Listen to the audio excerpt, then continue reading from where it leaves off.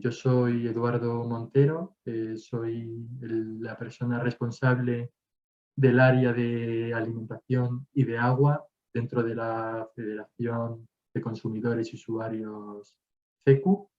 Me gustaría agradecer la asistencia y la participación a todas las personas que os habéis conectado para el webinar, en el que vamos a intentar divulgar y vamos a intentar conocer cómo está la implantación de los derechos humanos al agua, el derecho humano al agua en Europa.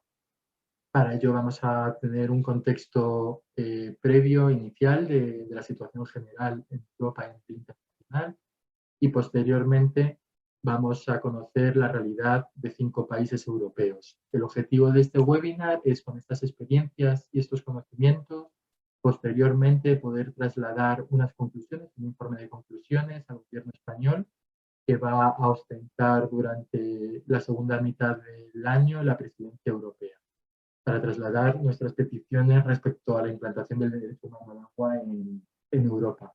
Previo a este webinar también realizamos una reunión en España sobre un evento presencial sobre la implantación del derecho humano, avances y retos a alcanzar, específicamente en España. Así que, sin entretenerme ya más, sí, a todos los asistentes que estáis conectados, os comento que en la parte inferior, me he olvidado decirlo, tenéis un botón para activar la interpretación al español, al inglés, o también lo podéis mantener en el idioma original si podéis entender ambos idiomas.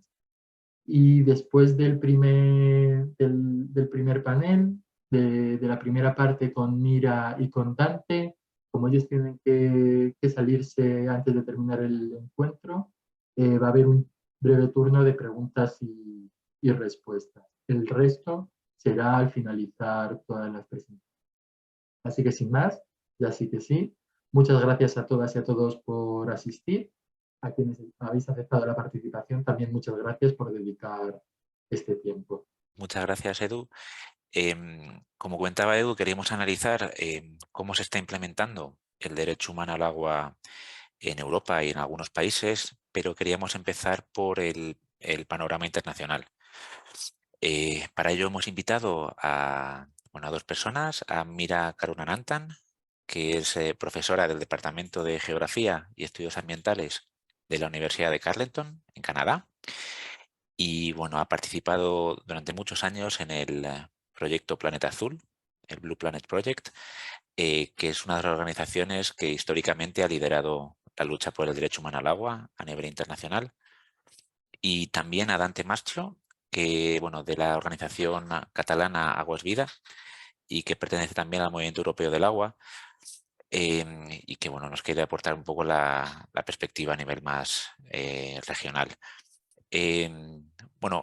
Mira, acabáis de llegar de Nueva York, ¿no? De una conferencia, ¿no?, de la ONU sobre agua, que es una reunión que no se había celebrado en muchos años y que era una demanda histórica, ¿no?, de los movimientos sociales, el que los debates internacionales sobre agua se pusieran en un marco que no fuese el marco de las corporaciones, ¿no?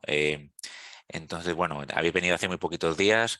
¿Cuáles son vuestras impresiones de qué ha pasado allí y qué creéis que se ha conseguido avanzar?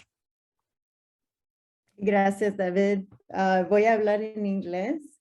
Ok, entonces le voy a dar un poquito de tiempo para elegir, para hacer la traducción. I'm just going to say that in English for those who need it, but there is a translation button at the bottom of the screen in case you need translation for Spanish. But I will be speaking. Si se necesita la traducción, está el servicio de traducción simultánea. Muchísimas gracias por invitarme. Justo acabamos de volver de esta conferencia en las Naciones Unidas y es la primera oportunidad que se nos brinda de poder hablar de nuestra perspectiva de esta conferencia, porque, como comentaba David, hace muchos años que nuestro movimiento sobre la justicia hídrica, que se ha convertido en una red partiendo de las luchas locales por la justicia hídrica, Hace muchos años, como decía, hemos estado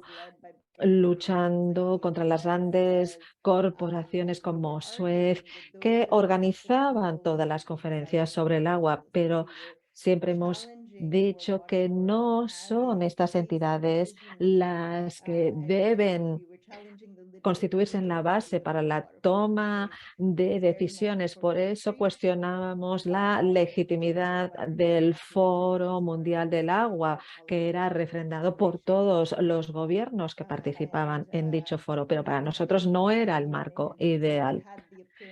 Incluso contaba con la participación de la Agencia de las Naciones Unidas. Por eso llevamos tanto tiempo cuestionando ese Foro Mundial del Agua. Lo único positivo era que nos permitió desarrollar nuestra propia red y hemos creado de esta manera nuestros propios foros independientes donde desarrollamos nuestras estrategias. Y una de las estrategias es la demanda de un foro de las Naciones Unidas dirigido por los gobiernos de los países y por la sociedad civil, es decir, un foro abierto a las personas que se veían afectadas por las decisiones tomadas por las corporaciones de los distintos países. No tengo tiempo para explicar todos los análisis realizados en este foro reciente y, por desgracia, este foro, debo decir, que no ha sido muy distinto del Foro Mundial del Agua. De hecho, en cierto modo ha sido, incluso en algunos aspectos, más peligroso en el sentido que llevamos muchos años esperando este foro. Sin embargo, queríamos que tuviera un marco específico, pero hemos visto que las corporaciones del agua seguían muy presentes y además estaba liderado por el sector financiero.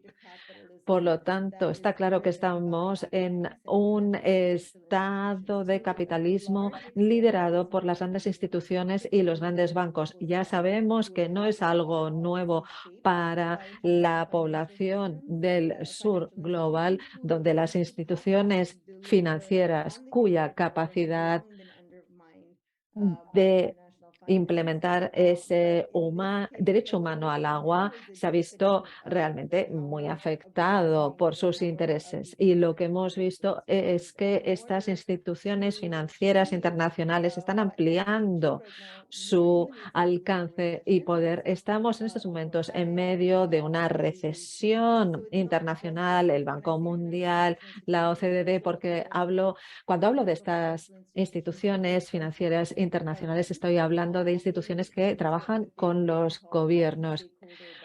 Estamos hablando de estos organismos público-privados con múltiples actores. Tenemos bancos de Europa, de Estados Unidos, de Canadá, de los países ricos que están liderando la gestión de la crisis del agua y están utilizando el eslogan de las ODS, que se supone que tiene que ser una agenda en contra de la pobreza y que tenga en cuenta a las personas más marginalizadas para no dejar a nadie atrás. Pero esto está siendo liderado por los ricos, por las instituciones que representan los intereses del capital para convertirlo en una agenda a favor de sus intereses, que lo único que va a hacer es agravar la brecha y las desigualdades van a ser cada vez mayores. Quizás, bueno, no sé si me queda mucho tiempo, pero quisiera hablar de algunos de los mecanismos que para nosotros es peligroso, es que utilizan el lenguaje de los derechos humanos. Durante mucho tiempo se ha debatido si los derechos humanos eran el mejor instrumento que podíamos utilizar. Es lo único que tenemos para exigir esa rendición de cuentas de los gobiernos. El problema es que ahora todas esas entidades financieras están utilizando nuestro lenguaje, el lenguaje de los derechos humanos. De hecho, deberían hablar del el derecho al agua como un bien común, se habla del control social del agua, pero además vemos que en este nuevo lenguaje que utilizan, por ejemplo, la OCDE ha creado una nueva comisión que se denomina la Comisión sobre la Economía del Agua. Esta es información que puedo compartir en el chat y habla del agua como parte del patrimonio común. Y si leemos la declaración del secretario general de las Naciones Unidas y la manera en que se ha presentado todo, y esto va a estar disponible en la televisión de las Naciones Unidas, y vale la pena ver cómo estos diferentes actores y el resumen realizado por la ONU es un resumen formal de la conferencia y allí se resumen los resultados de ese foro. Y entonces podemos escuchar ese lenguaje del derecho humano al agua, del patrimonio común que supone el agua y la necesidad de poder salvar la brecha financiera y de esta manera incluir al sector privado en este debate, sin analizar históricamente por qué algunos gobiernos no tienen recursos financieros suficientes y cuáles son las situaciones que se producen no solo en el sur global, sino también en el resto del mundo. Es decir, lo que están haciendo es presionar a los gobiernos para que creen las condiciones apropiadas para que el sector privado pueda participar en la gestión del agua, y hay países que están cambiando las leyes para que haya una mayor implicación en la toma de decisiones, en el desarrollo y la aprobación de leyes. Se está hablando de estrategias de asignación de los recursos hídricos.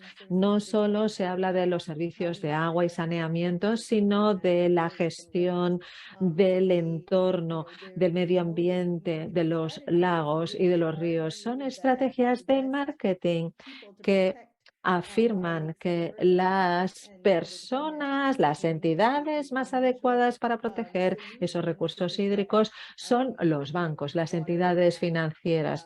Son, ellos dicen, los mejores preparados, los que están mejor preparados para proteger estos recursos naturales. Hablan de soluciones basadas en la gestión de la tierra. Y hay algo más que quisiera decir.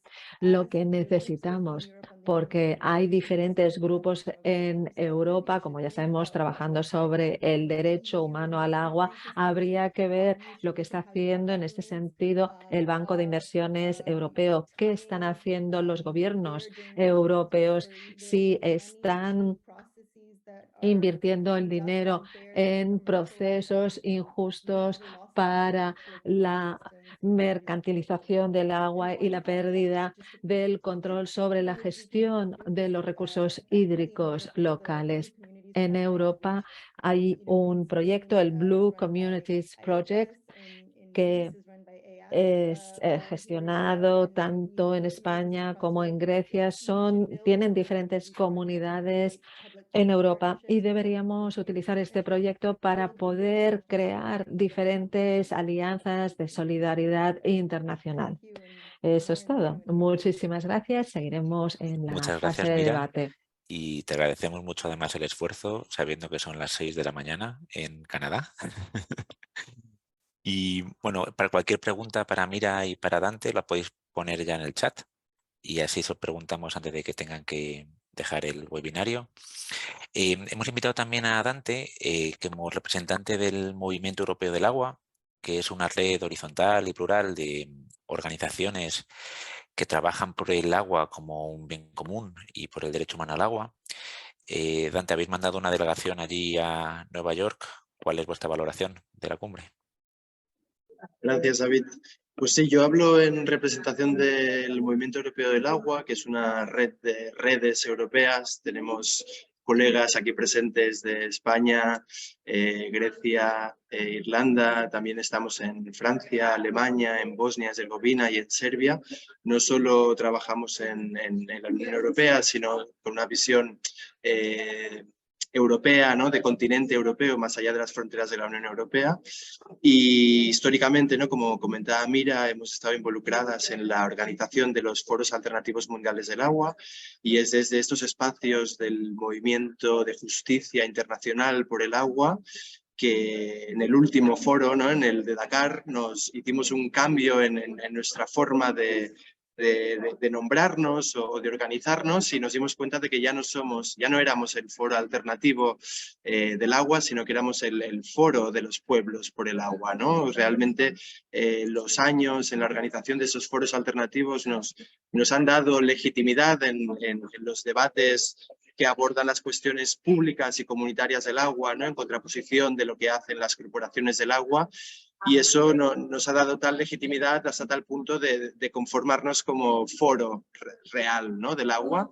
Y es este espacio, ¿no? En Dakar nos enteramos a través de algunos colegas de que este marzo, la semana pasada, se hacía la Conferencia del Agua de Naciones Unidas, y ha sido un año de organización pura y dura, de muchas llamadas, de intentar involucrar a gente de todo el mundo, a comunidades afectadas, a sindicatos, a operadores, a trabajar de forma conjunta para entender qué era esta conferencia. Y en este entender qué era esta conferencia, como sabréis, pues nos dimos cuenta de que era una conferencia de revisión de esta década, de este decenio, perdón, internacional de acción por el agua, que se formuló por la Asamblea General de las Naciones Unidas en el 2018, finaliza en el 2028 y por lo tanto el 2023 tocaba hacer la revisión de medio termo, de medio periodo de esta agenda. Y es una de las tantas agendas de Naciones Unidas para focalizarse en la consecución de este ODS 6, ¿no? Un poquito nuestra visión que hemos tenido es que a nuestro juicio no se ha dado una evaluación, ningún tipo de evaluación alguna de lo sucedido entre 2018 y 2023. Y lo que se ha conseguido no es ningún acuerdo vinculante, sino simplemente se han obtenido unos más de 600 compromisos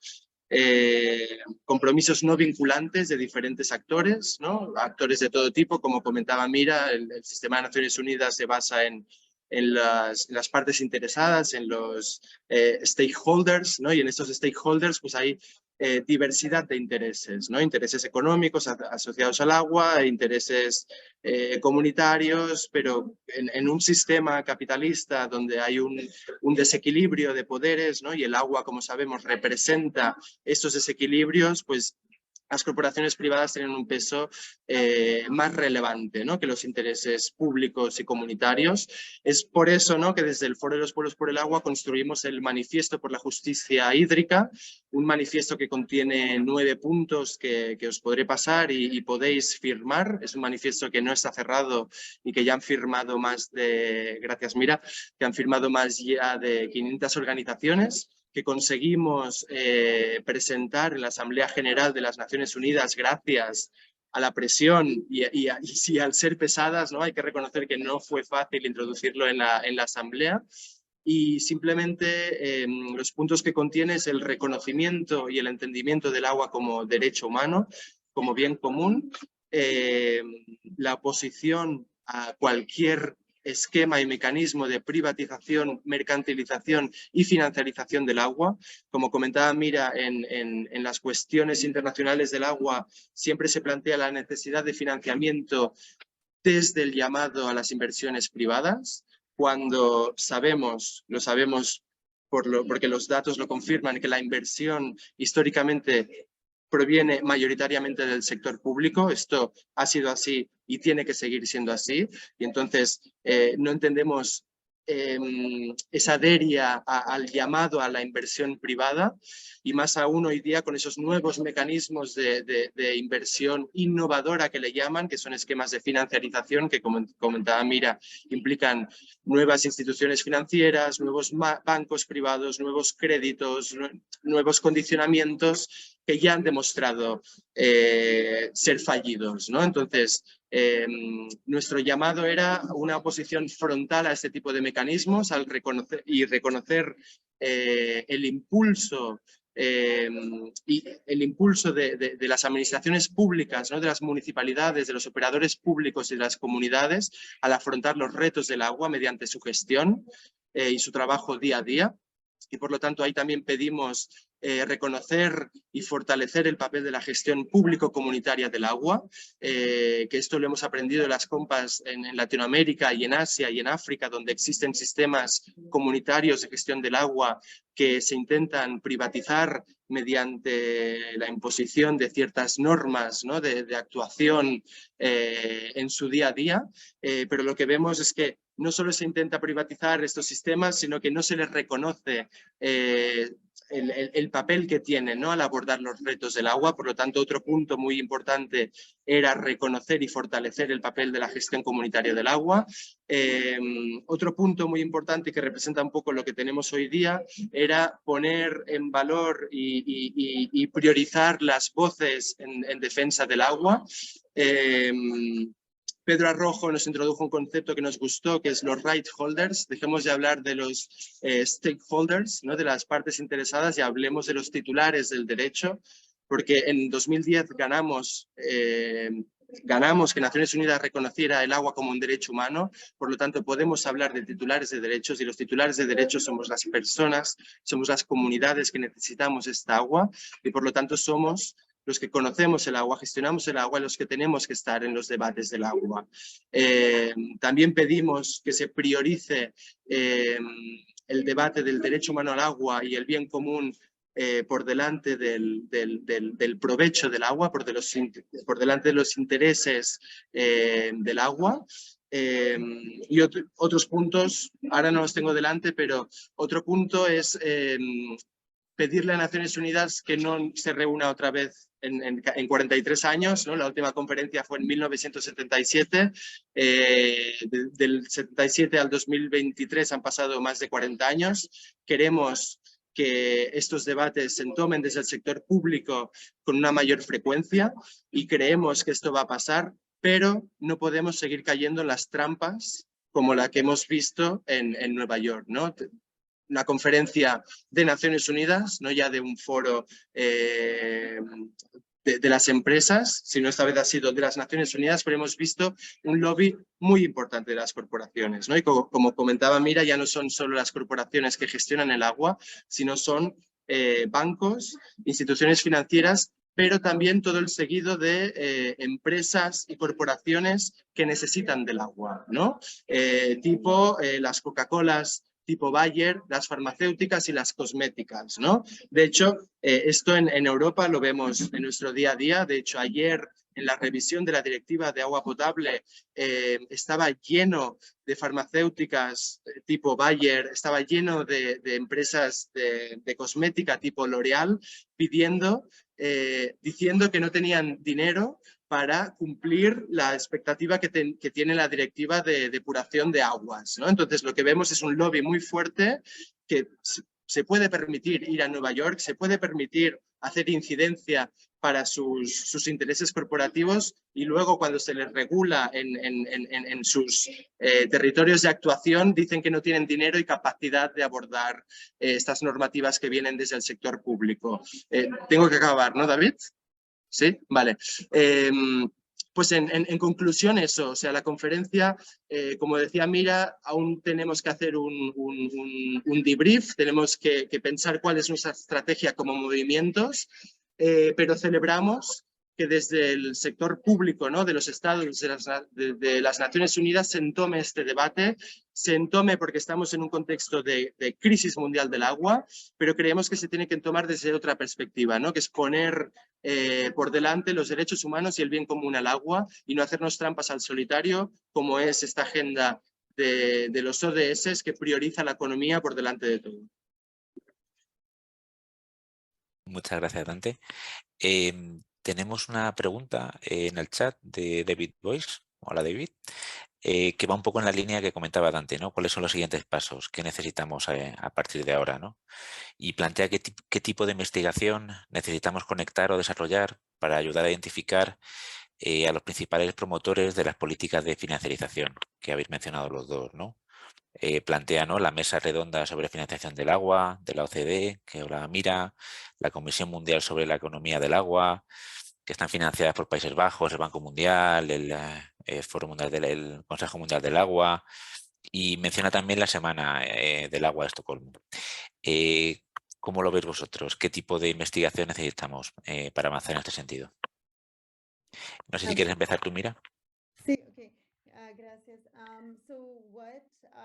Pues lo que diría es que ahora mismo hay cada vez más estudios sobre la mercantilización del agua y mucho más en el sector climático que en el sector del agua, pero incluso en el sector del agua también se está acumulando cada vez más estudios. Una cosa muy importante es que ya no hablamos de esto en términos abstractos. El sector financiero se beneficia de que ahora es más invisible. Las grandes corporaciones, pues podemos ir a sus oficinas, a sus edificios, podemos verlos, podemos luchar contra las empresas que mencionaban, como Coca-Cola.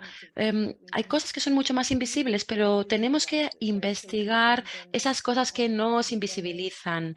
Es importante que el sector académico trabaje con los sindicatos, con las comunidades, con grupos de investigación, de grupos de defensa de los derechos, con ESF, por ejemplo, pero creo que es importante que sea siempre una conexión con lo que ocurre a escala local, porque muchas veces cuando hablamos en términos muy abstractos, la cosa no funciona. Es importante conseguir las herramientas, analizando lo que ocurre en la vida cotidiana. Y podría hablar muchísimo más de ello, pero quiero que Dante también pueda contestar. Totalmente de acuerdo con Mira. Yo añadiría también que, por ejemplo, con el informe este de la Comisión Mundial Económica, lo que hace falta es contrastar, ¿no? Porque lo que hemos visto hasta ahora es que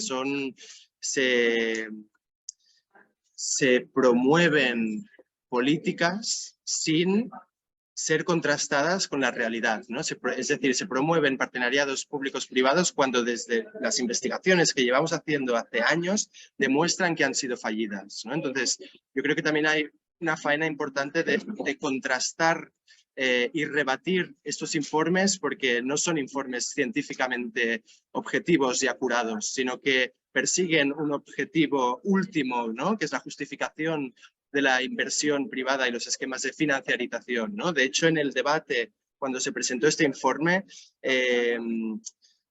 Leo Heller creo que lo comentaba, ¿no?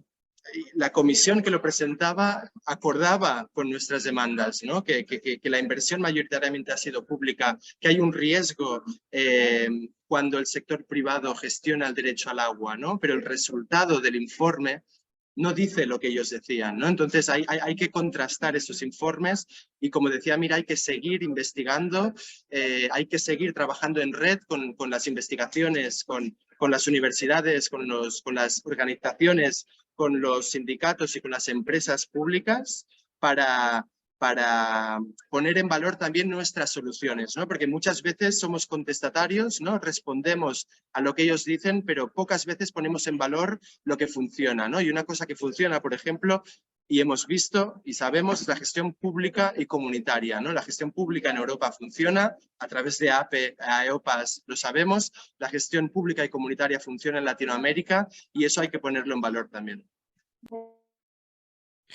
Bueno, pues muchas gracias a los dos y bueno, que descanséis después de estos días intensos en, en Nueva York. Y bueno, después de ver este panorama internacional y escuchar un poco las tensiones que hay sobre este asunto como el agua, ¿no?, y los intereses económicos que hay en torno a ello, queríamos ver un poco cómo está el debate a nivel de la Unión Europea. Habíamos invitado al eurodiputado Miguel Urbán, que por temas de agenda finalmente no ha podido. Tenía una votación y luego un viaje y no ha conseguido finalmente encajar la participación. Pero sí que contamos con Senada Sali, que trabaja para el Centro Europeo de Derechos de la Comunidad Gitana, el European Rights Roma Center. Nos encontramos en la situación de que en un continente como el europeo todavía hay gente que sigue sin tener acceso al agua, que en muchos casos es población gitana. Y esto es algo que se ha debatido ya a nivel europeo. Hubo un informe del Parlamento Europeo en 2015, que la ponente fue Lynn Boylan, que luego hablará de la situación en Irlanda, en el que ya se mencionaba la necesidad de poner atención en los grupos más vulnerables, ¿no? Y haciendo mención específica a la población gitana. Hace unas semanas, en la jornada que a nivel español que organizamos, un compañero de la Fundación Secretariado Gitano nos contaba la situación de los asentamientos informales en el Estado español y sus problemas de acceso al agua. Y bueno, pues queríamos invitar a Senada para tener un poco la perspectiva de cómo está el tema a nivel europeo y del trabajo que hace el centro en el que trabaja con un enfoque muy legal para defender este acceso al agua. Así que Senada, cuando quieras. Hola a todos, muchísimas gracias, David. Es un auténtico placer poder participar en este webinario y oír la presentación del resto de ponentes, porque siento que por primera vez en mi vida formo parte de un grupo de personas que me apoyan y que luchan por las mismas cosas que yo en la comunidad romaní de Europa. El acceso al agua es un tema muy difícil de litigar. Como persona que tiene este bagaje de litigación, he sido capaz de defender y trabajar para el derecho al agua en las comunidades romaníes. Dirijo este centro, que es el único centro que trabaja con este tipo de protestas en Europa. Estamos en Bruselas y trabajamos con 15 distintos países en toda Europa. Presentaré brevemente cuál es la situación actual en lo que concierne al acceso al agua de la comunidad de los romaníes. Mi presentación no incluirá a España, pero me encantará escuchar las experiencias de España si tienen ustedes algún ejemplo que quieran mencionar sobre los asentamientos informales, como decíamos. Y realmente será muy interesante si tras el webinario estamos todos en contacto con los participantes también, aquellos a quienes les interese el acceso al agua. Sería muy importante cooperar, porque de esa forma podremos representarnos ante la Corte Internacional mediante análisis, por ejemplo, de las experiencias para poder luchar, para poder defender el derecho al acceso a agua, porque se trata de un derecho universal, el derecho universal al acceso al agua en los distintos países de Europa. Empezaré brevemente compartiendo mi pantalla. No sé si va a funcionar, pero un segundito. Voy a intentarlo. Si no es posible, le pediré a alguien que me ayude, pero me gustaría compartir con todos ustedes una fotografía. Me parece que no está funcionando.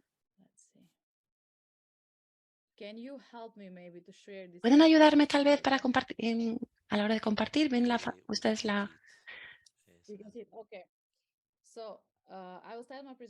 Muy bien. Empezaré la presentación con esta fotografía. Es una niña de la comunidad gitana, romaní, una chica que intenta llenar una botella de plástico de agua en una fuente pública porque vive en uno de los asentamientos informales en los cuales, como trabajamos en el centro, no hay agua corriente. Vemos las condiciones de la fotografía. Muy cerca hay un río, pero no se trata de un río que se pueda utilizar para el agua potable para beber, y además esta agua pública no está puesta a prueba. Este grifo del asentamiento informal, el agua de dentro, no se han hecho las pruebas necesarias. Simplemente quería ilustrar un ejemplo del tipo de retos que la comunidad gitana tiene que enfrentar en estos asentamientos informales. Y, por supuesto, la carga que esto implica para los niños. Ser ellos los que tienen que llenar las botellas y traerlos a la comunidad. Esto supone una carga para estos niños. Empezaré ahora, pues, con una pequeña presentación. La primera pregunta que quisiera plantear y la clave de nuestro trabajo como Centro Europeo de Derechos de la Comunidad Gitana es qué grado de racismo lleva a los ayuntamientos a cortar el suministro de agua a las comunidades romaníes en medio de una ola de calor, un desalojo forzoso o una pandemia mundial. Nosotros, los romaníes que trabajamos para este centro, creemos que no se trata de actos individuales, excepcionales o puntuales de autoridades locales, sino más bien de un patrón de abuso más amplio de este derecho al agua y al saneamiento, y un ejemplo claro de cómo este antirromanismo institucional afecta la dignidad y la vida de los romaníes en el siglo XXI en países como la República Checa, Hungría, Eslovaquia, Bulgaria y Rumanía. La vida cotidiana se vuelve miserable para miles de ciudadanos de origen étnico como la comunidad gitana o romaní, porque no tienen un inodoro en casa, no pueden ducharse y ni siquiera pueden beber agua limpia del grifo de la cocina.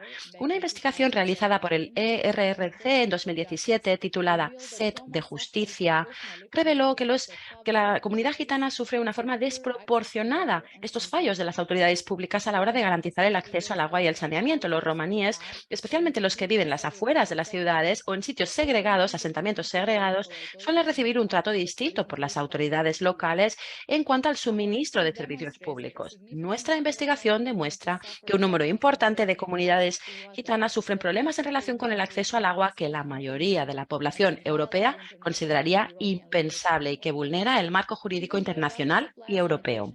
Incluso allí, donde el abastecimiento de agua y el saneamiento están disponibles para todos, muchas poblaciones romaníes no pueden acceder a estos servicios básicos y esenciales. Miles de romaníes tienen que caminar distancias considerables hasta las fuentes de agua más cercanas, que a menudo están expuestas a contaminantes, como por ejemplo insectos o animales salvajes.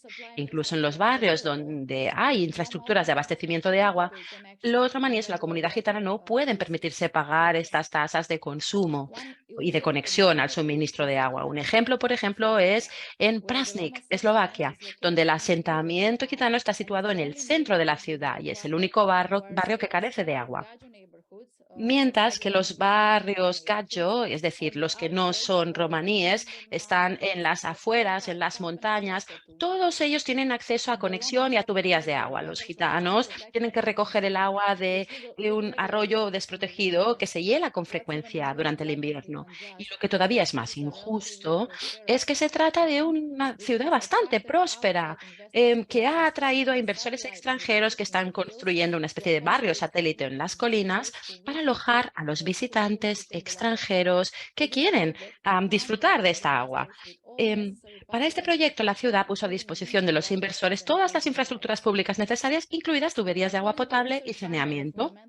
Según la Agencia de Derechos Fundamentales, la brecha entre la comunidad gitana y la población general sigue siendo la más alta en Rumanía, donde el 68% de la comunidad gitana vive sin agua corriente en la vivienda. Para ponerlo esto en contexto mundial, los gitanos en Rumanía, que es el país con mayor número de romaníes en la Unión Europea, disfrutan de acceso a agua potable en tasas similares a las de Bután, Ghana o Nepal. Y el problema no se limita a los nuevos Estados miembros de Europa Central o Europa Oriental.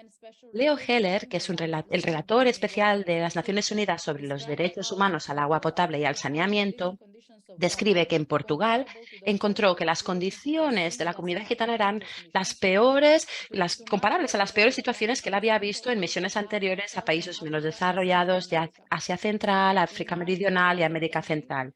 En marzo de 2020, el Tribunal Europeo de Derechos Humanos rechazó el primer caso de derecho al agua presentado ante dicho tribunal relativo a una comunidad romaní de Eslovenia. El caso fue rechazado por todos sus puntos por la mayoría de los jueces y supuso la última oportunidad de una comunidad en su lucha por la justicia que se había prolongado durante décadas. Plantea interrogantes no solo sobre la crisis del acceso al agua, sino también sobre la desigualdad de acceso a la justicia que la población romaní o gitana tiene que afrontar. Paradójicamente, Eslovenia es muy rica en agua y fue la primera nación europea en hacer el acceso al agua potable un derecho fundamental en 2016 y enmendó su propia constitución para ello.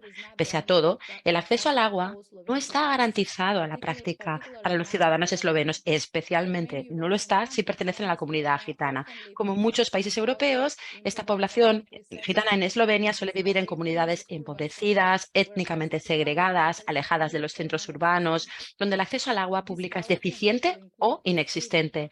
Esta pobreza e exclusión social no es un fenómeno natural, es la consecuencia de décadas, siglos de discriminación y segregación. La existencia de comunidades romaníes que no tienen acceso al agua en sí misma constituye una prueba de la discriminación que sigue sufriendo esta comunidad. Sin embargo, la sentencia del tribunal en este asunto, este caso, Hudoriz contra Eslovenia, rechaza la alegación de discriminación, ya sea directa o indirecta, y la mayoría de los jueces subrayó que los romaníes, la comunidad romana, la comunidad gitana no podía demostrar suficientemente que la supuesta omisión del Estado de proporcionar acceso al agua potable hubiera tenido consecuencias adversas para la salud y la dignidad humana. El Centro Europeo para los Derechos de la Comunidad Gitana intervino en este caso facilitando al tribunal información sobre la desigualdad de acceso al agua y argumentó que la discriminación institucional y este antirromanismo histórico habían llevado a una situación de discriminación indirecta de facto. Pese a nuestra intervención, que se basó en los principios de discriminación indirecta derivados de la propia jurisprudencia del Tribunal Europeo, los jueces rechazaron el caso por no constituir discriminación racial, artículo 14, y los jueces también consideraron que los demandantes no habían podido demostrar que su situación equivaliera a un trato inhumano o degradante, y esto es el artículo 3 de la Convención Europea de Derechos Humanos, o que vulnerara el derecho a la vida familiar, que es el artículo 8. De hecho, la sentencia incluso argumentó que los demandantes recibieron prestaciones sociales, beneficios sociales, prestaciones sociales que podrían haber utilizado para mejorar sus condiciones de vida, como si con ello se cumpliera de algún modo las responsabilidades del Estado, pese a su incapacidad para proporcionar algo tan básico y universal como el agua potable para los ciudadanos. Además de esta situación tan negativa, estos resultados tan negativos en Europa para el acceso al agua, he incluido también una lista de avances positivos que hemos tenido en los últimos años. Voy a compartir esta lista con todos ustedes a través del correo electrónico, pero puedo mencionar algunos de los casos donde vemos, por ejemplo, sentencias positivas para esta discriminación del derecho al agua. Uno de estos casos tiene que ver con Prilep, en Macedonia del Norte. También tuvimos una decisión positiva, una sentencia positiva en un sitio que se llama Veliki Klis, en Eslovaquia, u otra en Fushekruë, en Albania, y también tuvimos un buen resultado en Zenica, en Bosnia y Herzegovina. Todas estas decisiones judiciales tienen que ver con los asentamientos informales donde viven más de 100 miembros de la comunidad gitana, niños especialmente, pero personas que no tienen buen acceso al agua ni están conectados a la red de suministro de agua. Brevemente, esto es lo que quería presentarles hoy, pero por supuesto estoy aquí para responder a cualquier pregunta que tengan. Las puedo contestar ahora o por correo electrónico. Muchas gracias. Muchas gracias, Senada. Y podemos compartir ahora por el chat los links que mencionabas a los desarrollos positivos, ¿no?, en la lucha legal para garantizar el derecho humano al agua a la población gitana. Tenemos esta situación en Europa, ¿no?, en la que parece que el derecho humano al agua está garantizado, que afecta a población vulnerable, pero venimos de unos años en los que el debate en torno al agua ha sido muy fuerte, ¿no?, en estos tiempos durante la crisis de la austeridad, ¿no?, y la crisis financiera de 2008. En parte ese debate fue lanzado por la sociedad civil a través de una iniciativa ciudadana europea que recogió más de 1 millón de firmas pidiendo a la Comisión Europea que implementara el derecho humano al agua en Europa. Mientras tanto, ha habido movilizaciones masivas en muchos países cuando desde la Troika se intentaba imponer la privatización de la gestión del agua en países como Grecia, Irlanda, Portugal. Hemos visto también en España, ¿no?, bastante desarrollo en ese sentido. A raíz de esta iniciativa ciudadana europea y toda esta movilización, se introdujo en una directiva reciente sobre calidad de agua potable un artículo que recogía el acceso al agua y cómo los Estados miembros tienen que identificar a la población sin acceso al agua y buscar soluciones. Y desde CECU nos interesará mucho saber cómo está la situación ahora mismo a nivel europeo y si esta directiva está empezando a implementarse y se está aportando algún resultado, ¿no? También para, como comentaba Eduardo al principio, que podamos transmitirle al gobierno español cómo habría que implementar esta directiva para que realmente sea efectiva para, bueno, pues, hacer frente a casos pues, como los que comentaba Senada, ¿no? Y para ello contamos con 5 personas que nos van a comentar la situación en varios países. Vamos a empezar con Gonzalo Marín, que forma parte de la red Agua Pública, que es una red que agrupa colectivos sociales, sindicatos, organizaciones ecologistas, y que bueno, lleva mucho tiempo defendiendo, bueno, luchando contra la privatización de la gestión del agua y por el derecho humano. Gonzalo, en España venimos de una situación en la que una parte importante de la población recibe el agua a través de empresas privadas, pero también donde la movilización ha dado como resultado la remunicipalización, ¿no? El volver a la gestión pública del agua en ciudades tan importantes como Valladolid o Tarrasa, ¿no? Entonces, sí que nos gustaría ver cómo está la situación en España y cómo se está implementando esta directiva y cuál es vuestra perspectiva desde la red de agua pública. Muy bien, gracias David. Gracias por invitarnos a este webinario. En primer lugar, yo pretendo hacer una breve concreción sobre cuáles son las experiencias de implementación del derecho humano al agua en España en 3 niveles. El ámbito estatal, el ámbito territorial o autonómico y el ámbito local. El ámbito, para también centrar el tema, nosotros entendemos el derecho humano al agua, tal como está planteado por el cuerpo normativo de Naciones Unidas, en la cual están considerados los criterios normativos de accesibilidad, aceptabilidad, calidad, aceptabilidad y asequibilidad, pero también de acuerdo con principios normativos que hacen referencia a la participación, acceso a la información, a lo que es la rendición de cuentas y a la transparencia, es decir, aspectos ligados con la gobernanza del agua. En España, especialmente a partir de la crisis, como comentabas tú, de 2008, ha habido un esfuerzo muy importante en la reivindicación de algunos criterios y principios del derecho humano que se refieren a la necesidad de evitar los cortes de agua y garantizar el suministro mínimo vital en las situaciones de vulnerabilidad económica y social. Esto ha sido porque, como consecuencia de la crisis y la incidencia en la sociedad, hubo entre 2008 y 2010 un incremento muy importante de cortes.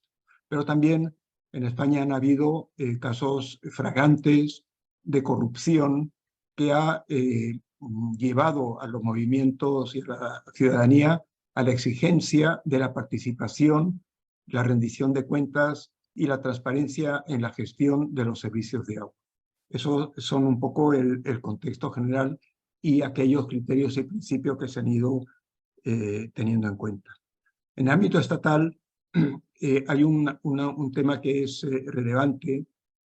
Cuando en 2020 se declara la crisis sanitaria, el gobierno actual pone en marcha un escudo social mediante el cual garantizaba la provisión de los servicios de agua, luz y gas e impedía los cortes de estos servicios.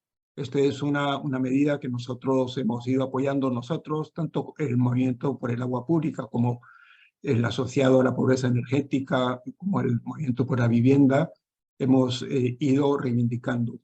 Este escudo social se caracterizó por unos real decretos que se han ido convalidando periódicamente, de tal forma que esto sigue vigente hasta el 31 de diciembre de 2023.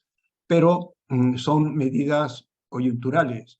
Nosotros hemos reivindicado y reivindicamos la necesidad de pasar de lo coyuntural al reconocimiento del derecho, reconocimiento de un mínimo vital y la prohibición de cortes en el contexto del derecho humano al agua.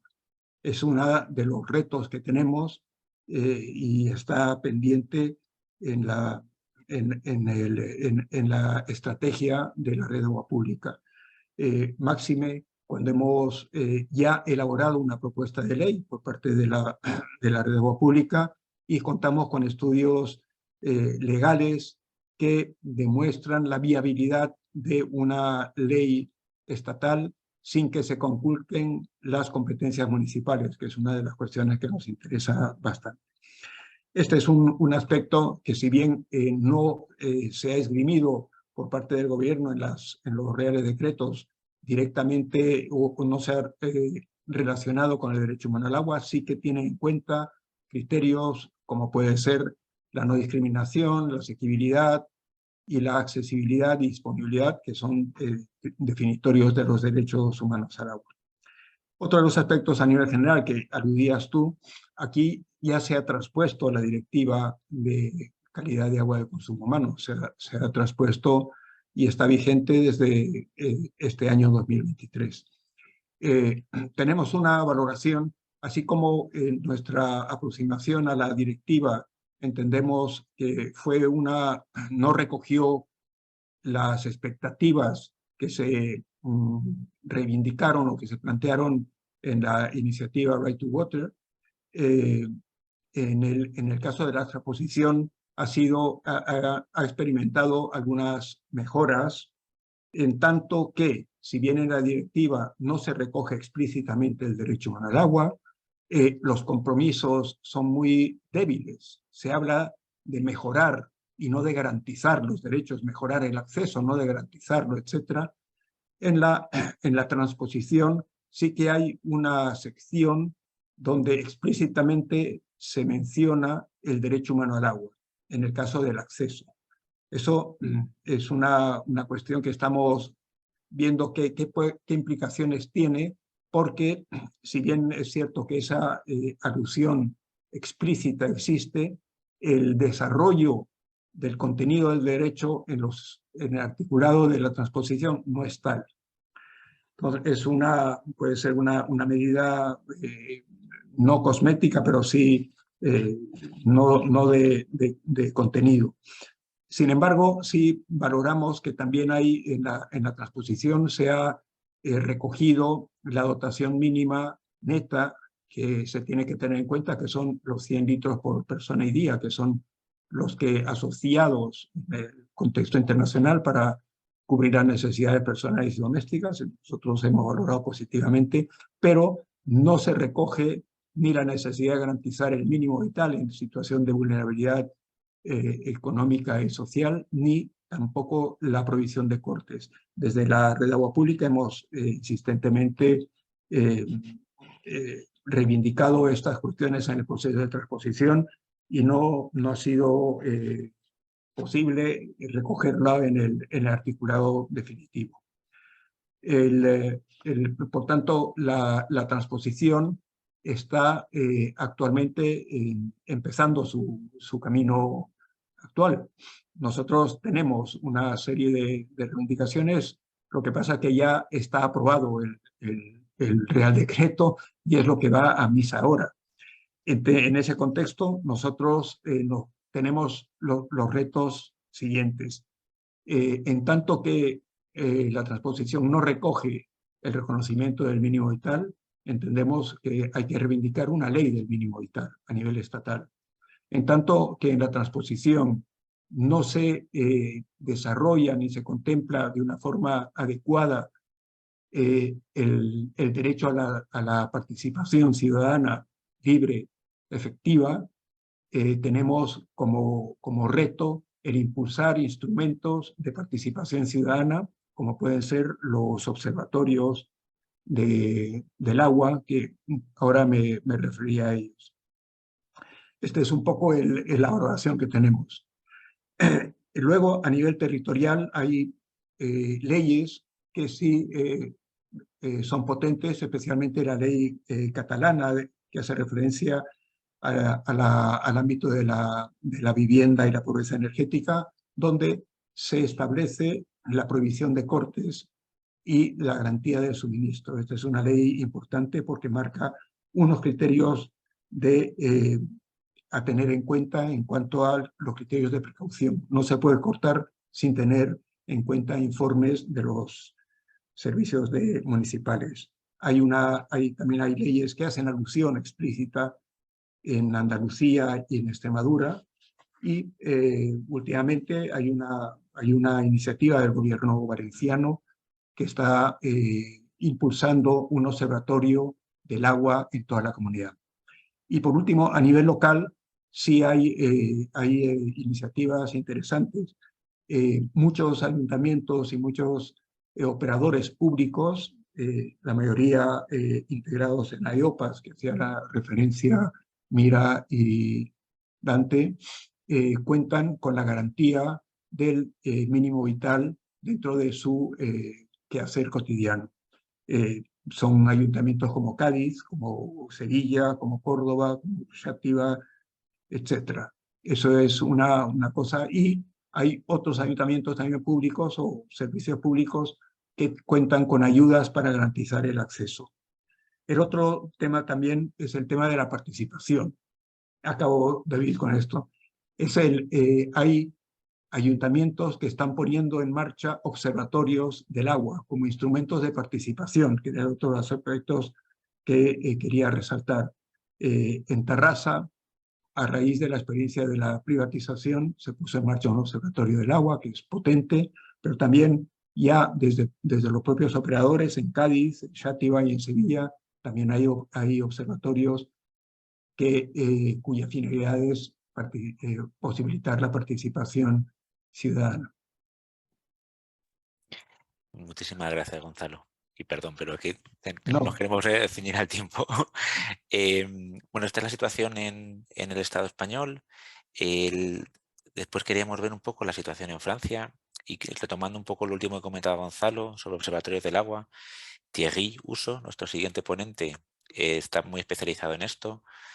Thierry forma parte de la organización OSECUR 34 de Montpellier y además representa a las asociaciones en el Consejo de Administración de la empresa de agua de Montpellier.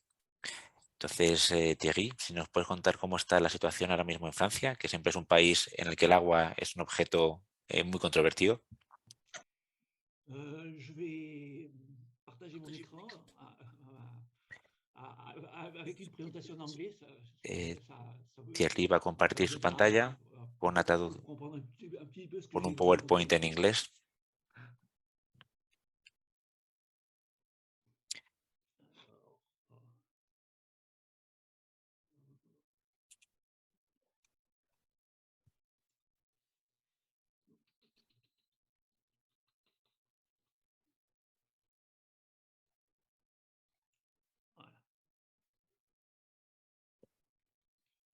Ça va, c'est bon? ¿Funciona? Okay. Sí. Donc, je vais d'abord faire une remarque préliminaire. Quiero hacer una observación preliminar. C'est que ce que nous appelons le droit à l'eau, lo que llamamos el derecho al agua, definido por la ONU, es el derecho al agua limpia y al saneamiento.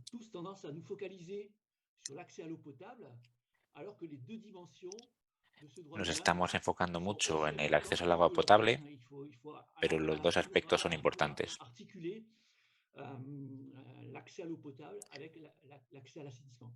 Tenemos que conectar el acceso al agua potable con el acceso al saneamiento.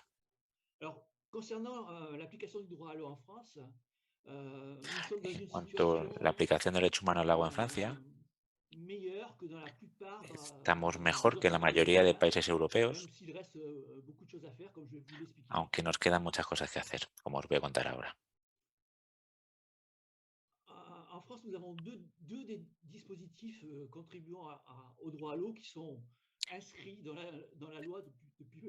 En Francia tenemos dos legislaciones que ya están aprobadas en torno al agua, entre ellas la prohibición de corte de agua por causa de impago de las facturas. Es la ley Brot de 2013,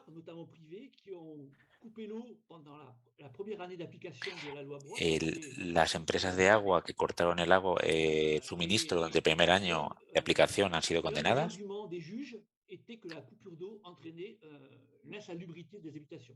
Y uno de los argumentos de la justicia ha sido que cortar el agua provoca problemas sanitarios de salud para las viviendas.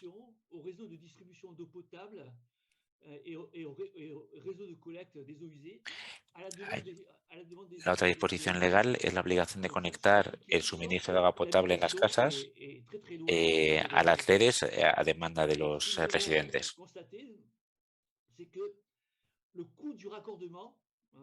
Est très variable selon la ville et il peut être prohibitif pour certains ménages qui n'ont pas beaucoup d'argent. Lo que han visto es que el coste de la conexión a veces es demasiado caro para las viviendas que no disponen de suficientes ingresos. Alors, il manque actuellement deux dispositifs absolument essentiels. Faltan ahora mismo dos dispositivos claramente esenciales Pour offrir un droit à l'eau intégral en France. para ofrecer un acceso al agua integral en Francia. L'accès à l'eau et à l'assainissement des populations défavorisées. Por una parte, el acceso al agua y al saneamiento de la población más marginalizada, entre ellos población gitana, gente sin domicilio fijo o gente que vive en sitios más remotos. También la instalación de fuentes y sitios para beber agua en la calle por parte de los ayuntamientos, también de baños públicos. Contraires aux droits humains qui sont en cours d'adoption en France et qui vont rendre très compliqué. Y Francia ha aprobado leyes contra los derechos humanos que hace muy complicado la aplicación del derecho humano al agua para la población más desfavorecida. El segundo dispositivo que falta es de servicios de agua y saneamiento accesibles para todos desde un punto de vista económico. El precio varía mucho de una ciudad a otra.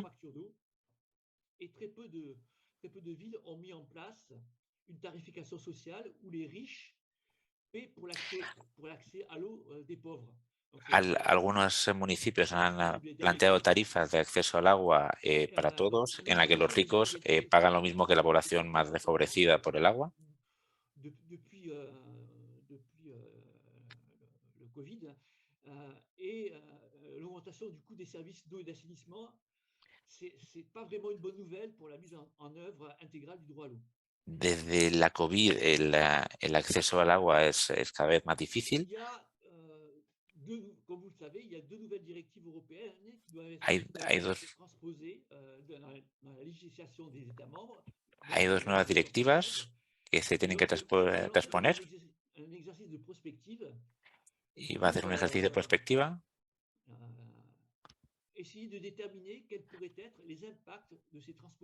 para intentar determinar cuáles serían los impactos de su implementación sobre el acceso al agua en Francia.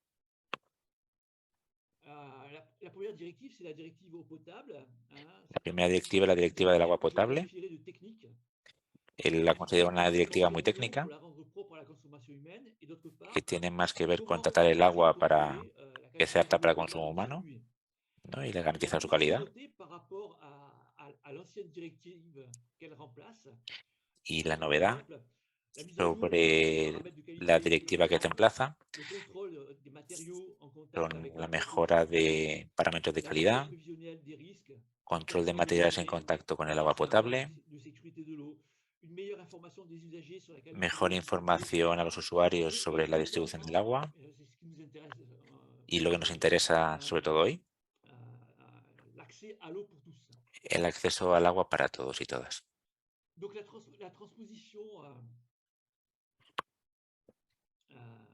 La transposición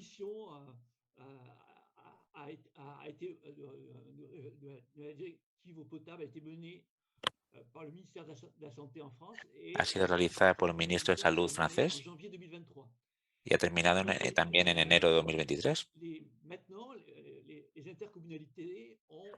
Ahora mismo, los ayuntamientos tienen varios años para implementar lo que se ha aprobado a nivel local y los activistas lo que tenemos que hacer es controlar su aplicación a nivel local para garantizar que se incluye en la parte de acceso al agua. ¿Cómo va Francia a aplicar el artículo 16 de esta directiva, ¿no?, sobre el acceso al agua?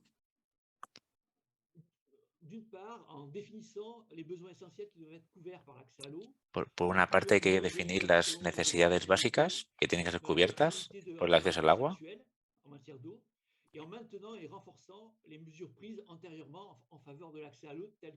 Hay que asignar nuevas obligaciones introducidas por esta directiva para dar continuidad, ¿no?, a las competencias sobre el agua y mantener las medidas que ya se hayan tomado anterior. Según el Ministerio de Salud francés, hay 460.000 personas afectadas y se estima que los costes de aplicar el artículo 16 son como 85 millones de euros. Y a Thierry le parece que estas cifras son muy optimistas.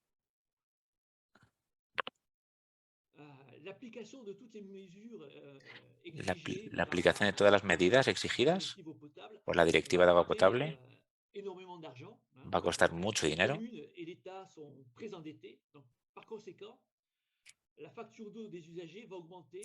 Y por tanto la factura del agua de los usuarios va a aumentar, eso es casi seguro.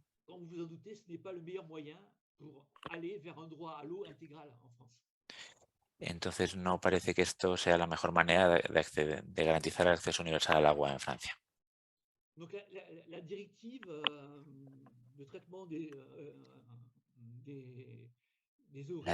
La Directiva de Tratamiento de Aguas Residuales Urbanas, que también se ha adoptado este año en Europa, aún no está publicado en el Diario Oficial de la Unión Europea.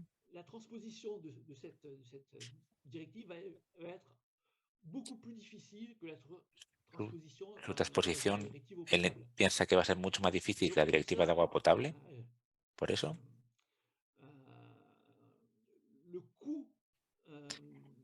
El coste.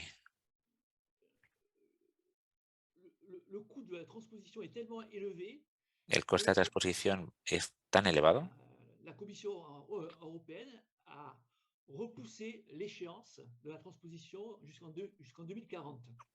que la Comisión Europea ha retrasado la implementación hasta 2040.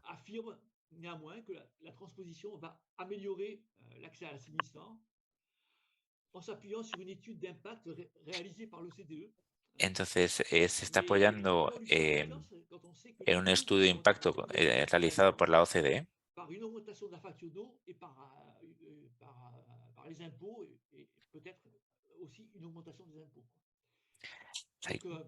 ¿Cómo se puede ejecutar todas estas políticas, ¿no?, sin aumentar el precio o los impuestos?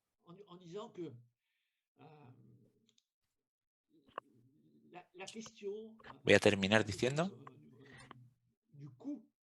que la cuestión del coste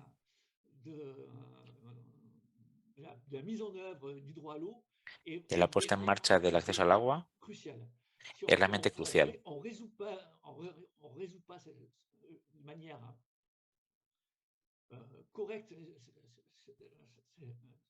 Para hacerlo de manera correcta,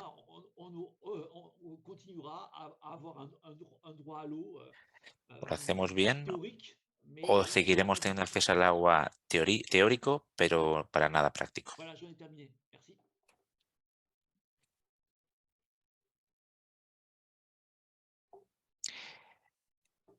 Gracias, Thierry, por la intervención y bueno, pido disculpas si la interpretación ha ido un poco a trompicones, pero no estaba, como no teníamos previsto el francés, entonces asumo la responsabilidad. Bueno, después de este panorama tan interesante sobre cómo está la situación en Francia, nos queríamos ir un poquillo más al norte, a Irlanda. Para ello tenemos el placer de contar con Lynn Boylan, que fue eurodiputada hace un tiempo y que en la actualidad es senadora por el Sinn Féin en Irlanda. Y Lynn, cuando tú estás en el Parlamento Europeo, fuiste seguramente la eurodiputada más combativa con este tema, ¿no? Tú te encargaste del informe de 2015 que mencionábamos antes, que incluía, por ejemplo, a la población roma, y participaste en el debate en torno a la directiva de agua potable de la que estamos hablando todo el rato. Y mientras tanto, las calles de Irlanda ardían contra las medidas que había impuesto la Troika. Entonces, bueno, nos gustaría saber cómo está ahora mismo la situación en Irlanda, donde el debate en torno al agua ha estado tan vivo los últimos años.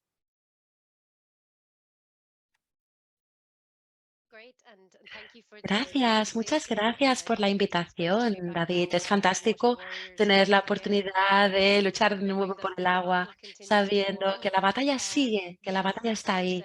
Y sí, como decías, en ese momento de la campaña en la Unión Europea era una de las prioridades luchar esta batalla para bajar las tasas. Irlanda ahora mismo es bastante poco habitual en el sentido de que los servicios de agua son proporcionados a partir de una tasación general.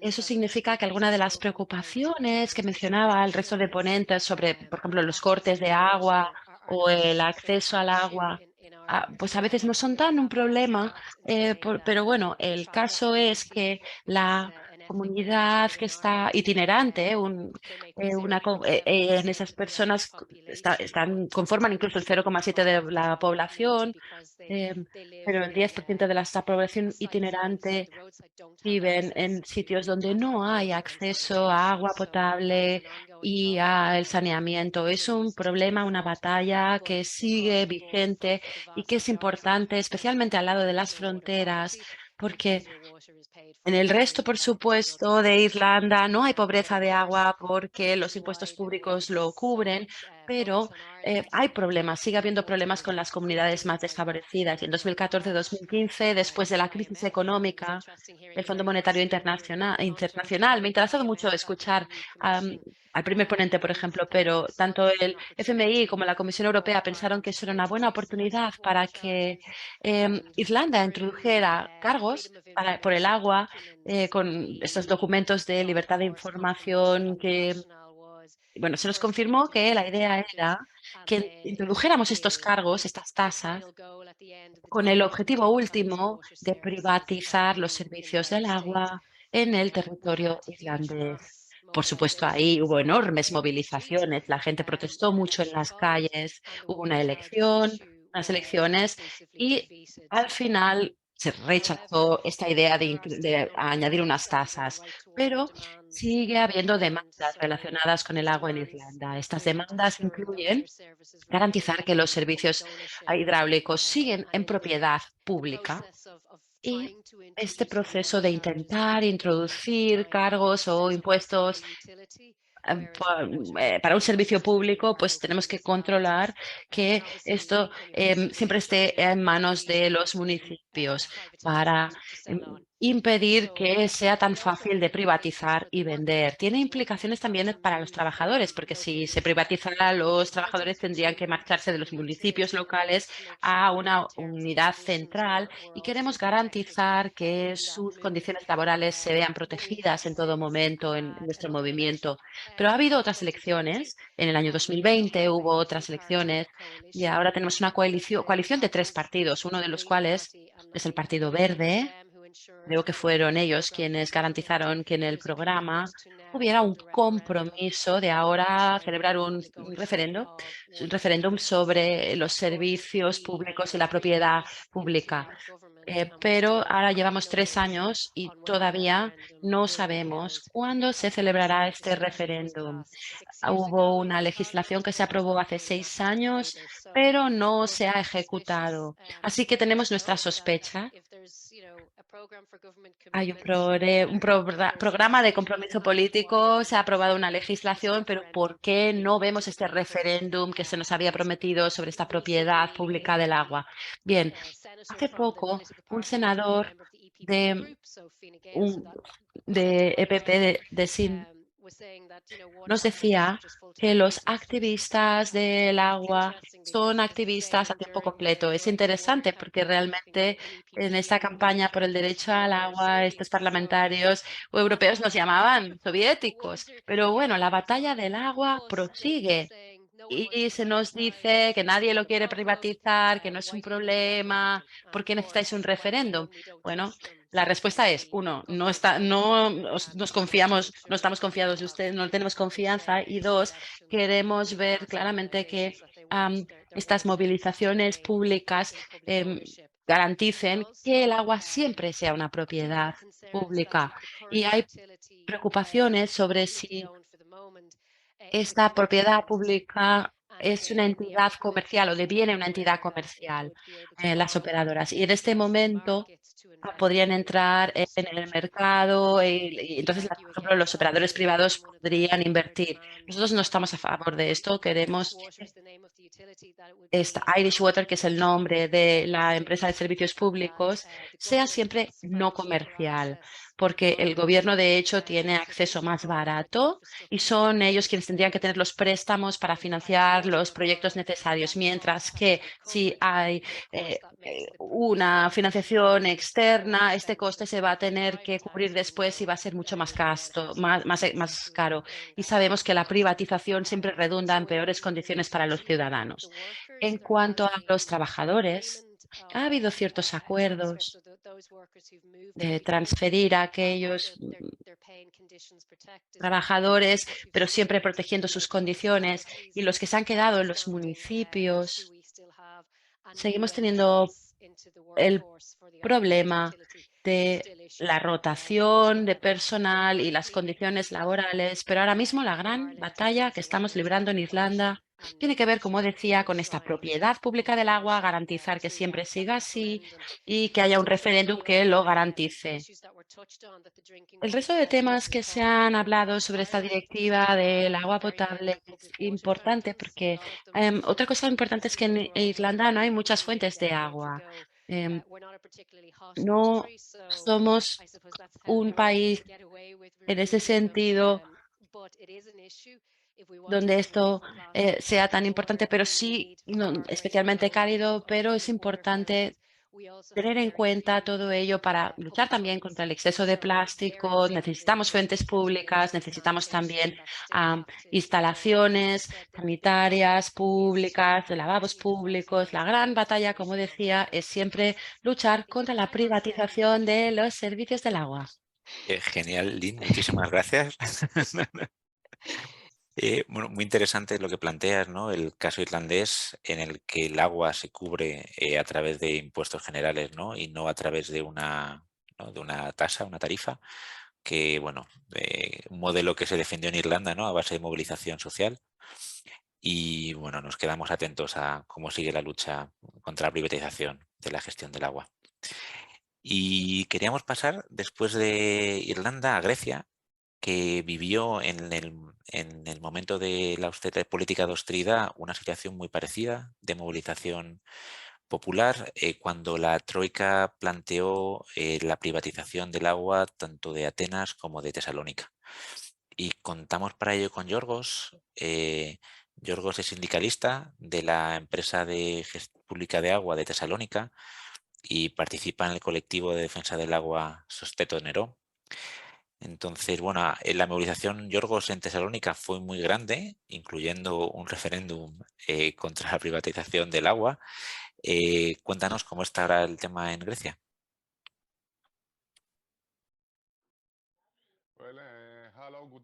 Hola, buenas tardes desde Grecia. Muchísimas gracias por la invitación a participar. Ha sido un grupo de ponentes muy interesantes que me ha gustado mucho poder seguir.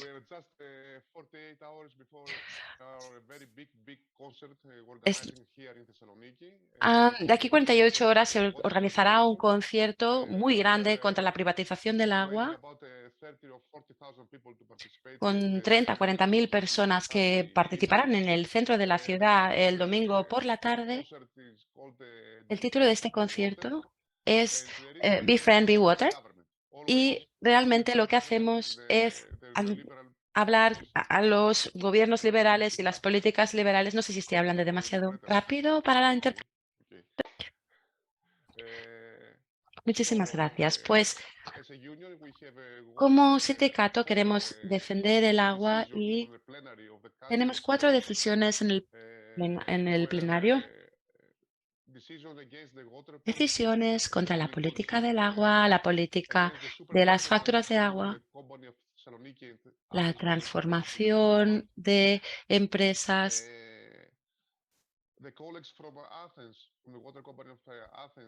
En Atenas se ganó el caso contra un gran intento de privatización donde se estaba externalizando la gestión de la red de agua a una empresa privada. Ganamos todos estos casos y el verano pasado, en julio, el gobierno aprobó a través de una ley, cuestionó esta ley contra la transferencia de las empresas de agua a un superfondo controlado por la Troika, que controla todos los tesoros del Estado en Grecia. Nuevamente, intentamos impugnar esta cancelación del Tribunal Supremo y a principios de marzo el gobierno trajo al Parlamento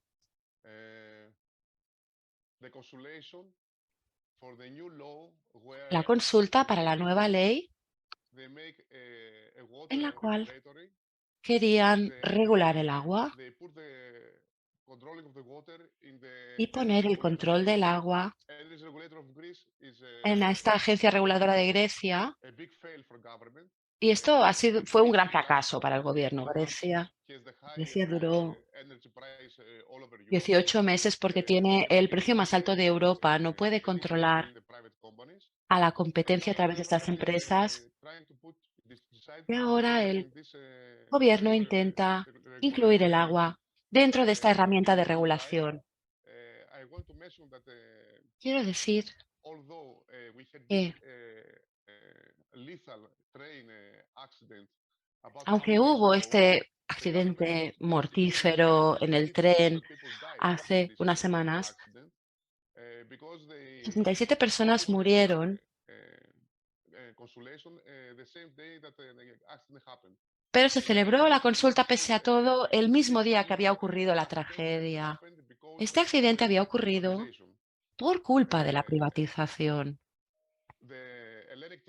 El tren eléctrico forma parte de una empresa pública de Italia y ellos sabían que no era seguro estar en las vías del tren. Los sindicatos durante 2 años habían hecho huelgas públicamente de los problemas de seguridad en las vías y nada se había hecho para contrarrestarlo. Seguían llevando a personas ahí porque solamente les interesaban los beneficios y finalmente hubo ese terrible accidente ferroviario. Así que yo vengo aquí para decir que la privatización realmente hace daño a las personas y que nosotros mismos tenemos que devenir más agresivos con estos temas. No basta con reunirnos, evaluar la situación y pensar en cuáles son los siguientes pasos. No, tenemos que encontrar la forma de que la ciudadanía, nuestros amigos, nuestros vecinos, todos seamos más agresivos, dejando claramente muy evidente qué es lo que queremos y trasladándolo a la sociedad. Porque los impactos en Grecia siguen siendo muy grandes y quiero decir que durante esta consulta sobre este agente regulador, el Tribunal Supremo adoptó la decisión y mandó las resoluciones diciendo que este diciembre, próximos 6 meses, la empresa de agua de estas 2 ciudades tienen que salir del superfondo. Para nosotros es una gran victoria, porque el Tribunal Supremo también es el último paso para el ministro de Finanzas y ha refrendado nuestra postura. cuando el Consejo al principio había refrendado la otra decisión, era algo que atentaba contra la democracia, era una injusticia, y creo que ahora estamos llegando a esta posición en Grecia, pero vamos a celebrar este concierto para decir que tenemos que defender el derecho al agua, este concierto para defender el agua, también en las calles. David lo ha mencionado al principio de su charla. Esperamos que miles de personas participen en este concierto. Y con esto voy a terminar. David, me he extendido 2 minutitos más de lo que quería, pero quiero mencionar esta movilización contra la regulación o los reguladores del agua. Es algo que hemos visto por primera vez a escala nacional, porque en ambas ciudades se han movilizado los trabajadores, pero también en el resto de ciudades, porque esta ley toca completamente todo lo que tiene que ver con el agua, no solamente el agua de uso doméstico, sino también el agua de uso agrícola. Y esta privatización nos perjudicaría mucho. Creo que ha sido para nosotros un gran logro, pero el primer ministro nos obliga a decir que esto no es privatización, sino algo más. Tenemos elecciones en 40 días. Vamos a luchar para seguir Muchas consiguiendo gracias, esos por logros. darnos esta panorámica de la siempre compleja situación en Grecia en torno al debate del agua y cómo la seguir defendiendo también con conciertos. Luego, queríamos también, cuando planteamos este webinario, incorporar otro punto de vista, que en este caso sería el de un país que, aunque no forma parte de la Unión Europea, está en negociaciones de acceso, como Serbia, un país en el que los retos para garantizar el derecho al agua son muy distintos, pero que tiene que converger con la situación del resto de la Unión Europea de aquí a que se vaya incorporando. Entonces, bueno, hemos invitado a Iskra de Pravona Bodu para que nos cuente un poco cómo está la situación allí y cuáles son los retos. Así que Iskra, cuando quieras. Sí, ya. ¿Me oís bien? Vengo de Serbia, de la iniciativa del derecho al agua. Nos formamos hace unos años, básicamente para luchar contra la privatización y para combatir todo tipo de mercantilización relacionada con el derecho al agua, los recursos hídricos y el agua como bien público en Serbia. Como tal vez sepan, Serbia, un segundito. Creo que hemos perdido la conexión con Iskra. ¿Puede ser? Sí. Bueno, mientras intentamos recuperarla, como ella es la última ponente, podemos ir avanzando a algunas de las preguntas que han surgido en el chat. La primera es de, a ver, que parece que se conecta Iskra otra vez. ¿Iskra? Lo siento mucho. Mi teléfono ha preferido responder la llamada. Lo siento muchísimo. Como les decía, Serbia es moderadamente rica en recursos hídricos. Tenemos miles de agua por cápita y la mayoría de la población tiene infraestructuras públicas que los cubren bien en cuanto a abastecimiento de agua, pero no tanto en cuanto a saneamiento. Un 50% de la población rural tiene accesos, solo el 50% al saneamiento público. Nuestro principal problema es que en los últimos 30 o 40 años hemos sido sometidos a la liberalización, a la regulación, a todo tipo de medidas de austeridad. Todo empezó con la influencia del Banco Mundial a finales de los 70-80, cuando por primera vez experimentamos esta disminución en la financiación pública de las infraestructuras relacionadas con el agua. La mayoría de las infraestructuras de las que dependemos cuando hablamos de suministro de agua son de los 60 y los 70. Y en esos 30 o 40 años no ha habido ningún tipo de mantenimiento, ningún tipo de renovación. Por tanto, este es uno de nuestros grandes problemas. Otro problema estriba en que las tendencias neoliberales y las políticas económicas neoliberales de los gobiernos actuales son especialmente agresivas en cuanto a forzar todos los aspectos de la sociedad y dependen mucho de políticas de inversión externa directa. Y en este sentido, los recursos hídricos todavía no están bajo una amenaza principal. En cierto modo, todavía tenemos este precio de agua económico.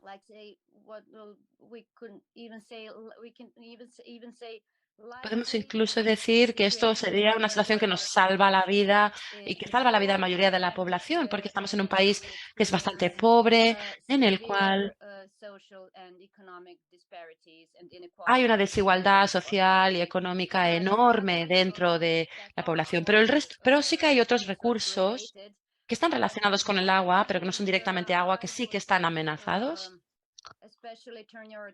Y quisiera mencionar específicamente la minería en Serbia y la silvicultura.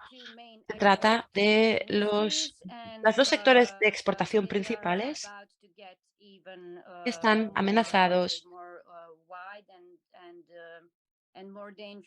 porque cada vez son más peligrosos para el agua en Serbia. Y también podríamos decir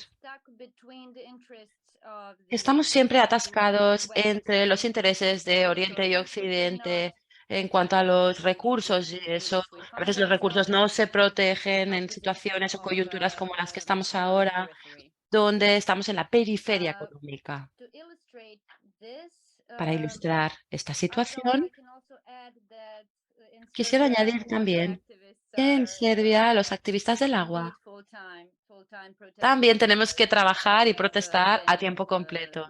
Como mencionaba Lynn, ahora mismo tenemos varias luchas que siguen vigentes en diferentes partes de Serbia y que están relacionadas con el uso del agua, las masas de agua o los recursos de agua potable. Ahora mismo, en una ciudad de Serbia, en un pequeño pueblo, hay una protesta, una barricada para intentar evitar que realmente el agua se vea perjudicada por una planta hidráulica. Hay muchas personas también que se están oponiendo a estos pozos que dañan, socavan los recursos hídricos subacuáticos. Y además también hemos tenido movilizaciones, protestas contra estos grandes proyectos de minería en la parte occidental. Seguramente han oído hablar de este proyecto, se llama Río Tinto y se sospecha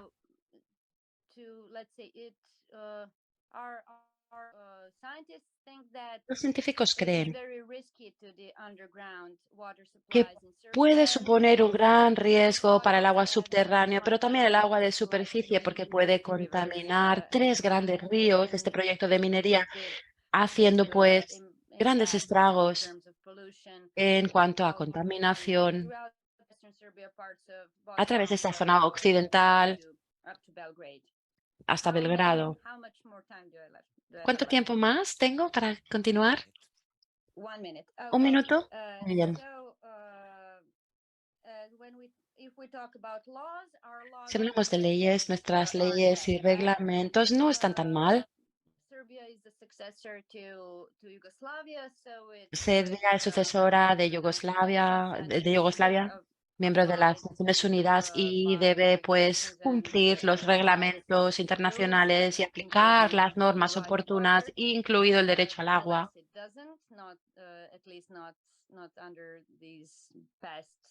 Por lo menos se ha intentado hacer en los últimos gobiernos. Serbia tiene una legislación bastante favorable en materia de agua. Reconoce la necesidad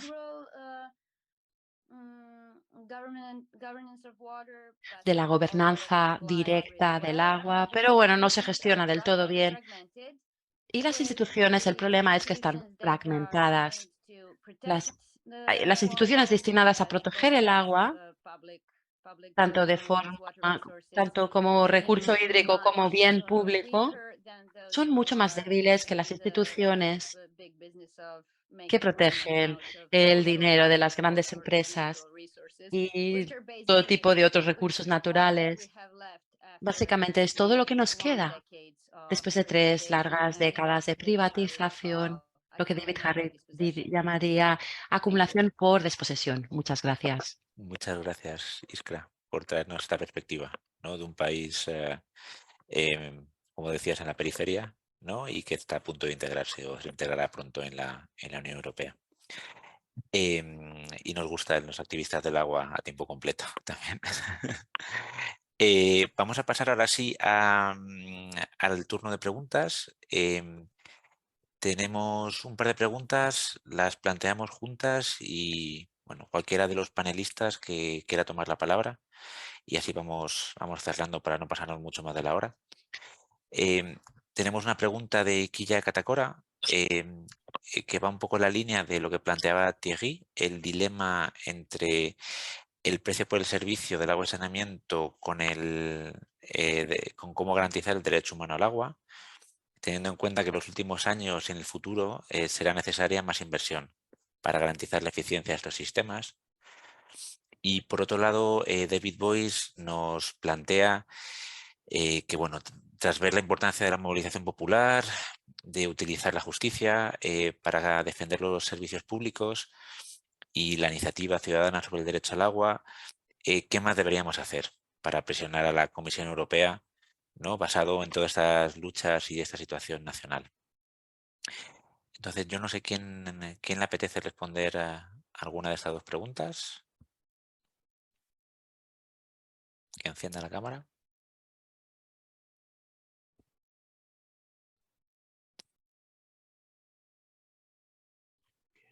Vale, Gonzalo, por favor.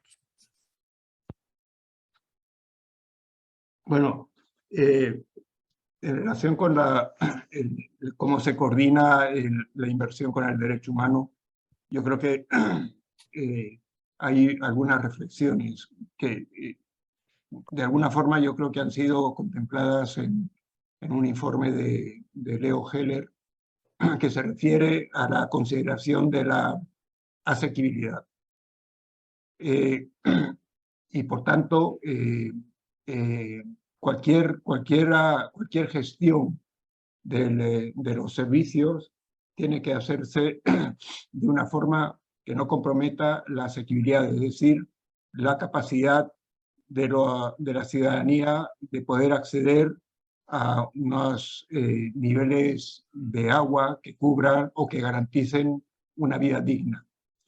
En este sentido también, cuando hablamos del tema de la recuperación de costes, no hay que tener en cuenta únicamente criterios financieros y económicos, sino también criterios relacionados con la propia asequibilidad y la garantía del derecho. Desde este punto de vista, es evidente que cuando hablamos también de financiación, lo comentaba, creo que era Dante al principio, es la reivindicación de poner en valor la financiación pública del agua. Y eso marca una regla de contexto distintas a que sí se realiza a través de la financiación privada. Por lo que se refiere a la observación de David, claro, hay un reto importante que yo creo que es el de cómo articular los movimientos nacionales a través de una alternativa europea. Yo creo que es una línea interesante. El antecedente de la iniciativa ciudadana de Right to Water fue precisamente una manifestación de eso que dio como resultado los gérmenes del movimiento europeo del agua. El pasar de las luchas nacionales o de país a las reivindicaciones europeas se tiene que viabilizar a través de un movimiento potente en el ámbito europeo. Y yo creo que el movimiento europeo del agua es una buena referencia a este respecto. Gracias, Gonzalo. Oui, je peux Thierry, dire quelque chose? Mais doucement. Oui, doucement. Oui, pour répondre à David, je pense que actuellement, c'est plus au niveau des États membres et des municipalités que le mouvement pour le droit à l'eau doit agir et se mobiliser.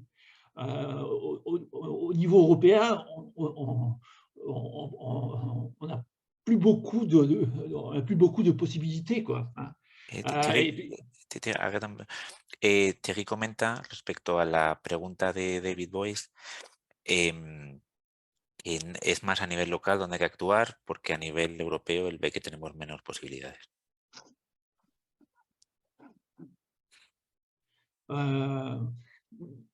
Il y a quelque chose qui me semble assez important, Gonzalo en a parlé, c'est essayer d'obtenir dans la plupart des communes des observatoires de l'eau où les usagers et les citoyens puissent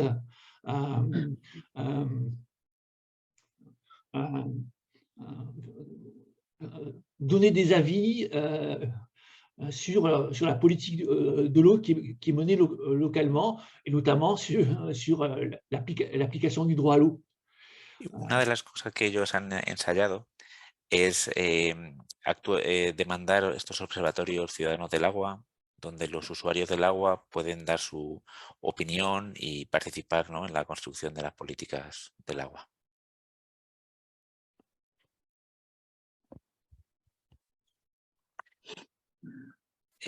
Gracias, Thierry. ¿Alguien, no sé si Lynn, querías intervenir?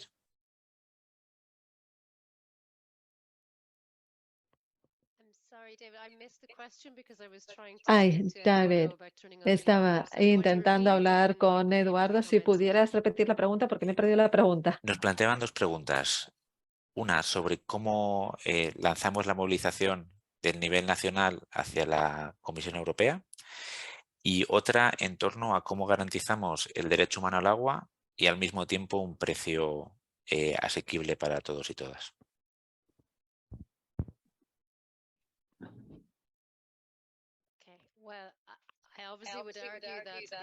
Obviamente, yo creo que el modelo irlandés es el mejor modelo porque se basa en los impuestos generales, pero no creo que vayamos a tener éxito implementando este tipo de iniciativa en el resto de países europeos. En nuestro caso, el mayor reto es que los activistas se acaben cansando, y esto es lo que ocurre a menudo con estos grandes problemas, porque hay un momento en que se consideran muy importantes dentro de la esfera pública y, sin embargo, ese interés público va disminuyendo y los activistas tienen que seguir trabajando.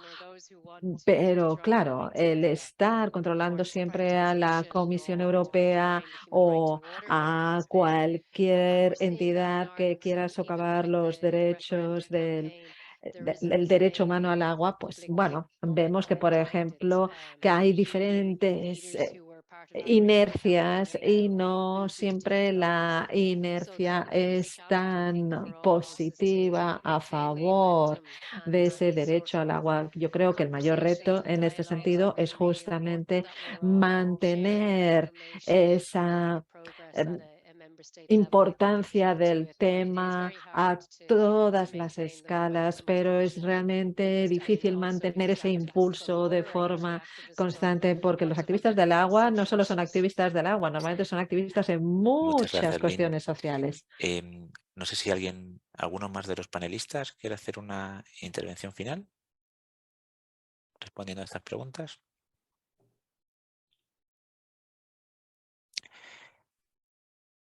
Venga, Thierry, última palabra y despacito. Oui, je voudrais dire à Lynn qu'en France, on a la facture d'eau pour les services eau potable et assainissement, mais on a aussi un impôt local pour la gestion des milieux aquatiques. Vale. Thierry le quiere comentar a Lynn que en Francia tiene una factura, ¿no?, para pagar el agua y el saneamiento, pero también otra para pagar la gestión del medio acuático. Vale. Bueno, pues si no hay más intervenciones, vamos a cerrar, también para no abusar de nuestras intérpretes, y agradecerles mucho el trabajo, tanto a Maya como a Melissa. Agradecer a todos los panelistas y a la gente que habéis asistido por vuestro interés y vuestras preguntas.